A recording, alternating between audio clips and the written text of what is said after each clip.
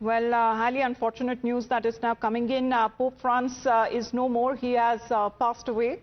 As Pope Francis, this is a statement that is now coming from Vatican itself, as Francis, who became Pope back in 2013, and in recent years, the 88-year-old Pope Francis was facing a lot of health issues as well. And in the meantime, yesterday, on the occasion of Easter Sunday, he did make an appearance. We have Rishabh with us right now.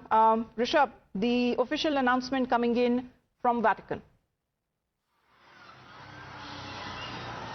Well, what we're given to understand on Easter Monday at 7:35 a.m. local in Vatican, Pope Francis has died at an age of 88. What we're given to understand that he was, going through illness for quite some time, but only yesterday he made a surprise, audience at a marketplace on the occasion of Easter. He also met J.D. Vance, the Vice President of America, of United States, for that matter, just yesterday at his residence in Washington, in Vatican, where the delegation from Washington was visiting. Along with J.D. Vance, the Italian Prime Minister Giorgia Meloni and others were present as well.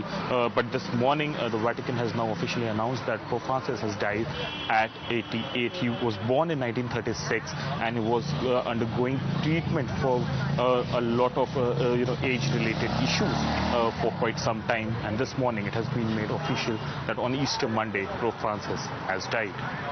Shinjoy is also with us right now. Shinjoy, as far as Pope Francis is concerned, he was continuously in a critical condition after prolonged respiratory crisis as well, and he was admitted to a hospital with double pneumonia. However, he was discharged, and he continued as far as when it comes to making an appearance for the people who follow the Christian faith. But this is unfortunate as far as this official announcement that is now coming in from Vatican. Pope Francis will go down as one of the great popes because, first of all, he was not European, he was from Argentina. And he was an extremely humane and liberal man. And he thought deeply about a lot of things. And it has to be said that he named himself after Francis of Assisi, one of the greatest people in Europe ever, probably.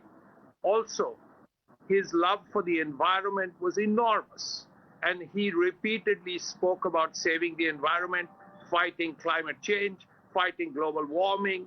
So there is a remarkable legacy that he will leave. First, as a man of humanity. Secondly, as a great liberal. And thirdly, as someone who remembers the need for climate change and of fighting climate change and global warming. So for a lot of reasons, Pope Francis will go down as one of the great popes in history.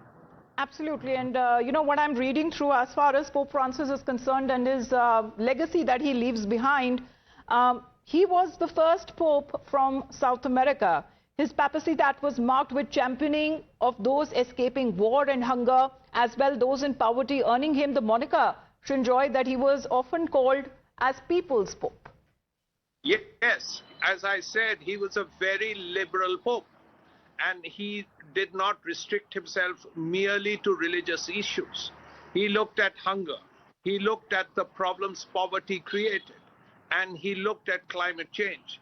These are issues the Pope will be remembered for. Pope Francis also reached out to the poor, which is why he called himself Pope Francis after Francis of Assisi.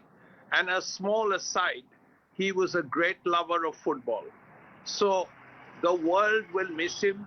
The footballing world will miss him. The world that is fighting climate change with great intensity will miss him. And everybody who has to worry about food, who has to worry about basic necessities in life will miss him. Because the Pope was a man who looked forward to ending hunger. He looked forward to ending poverty. He looked forward to looking at poor people and ensuring that they had a better life. Absolutely. And Rishabh, if you can take us through the statement once again, Vatican that has released, because it was just yesterday the Pope had wished the worshippers happy Easter after serious illness.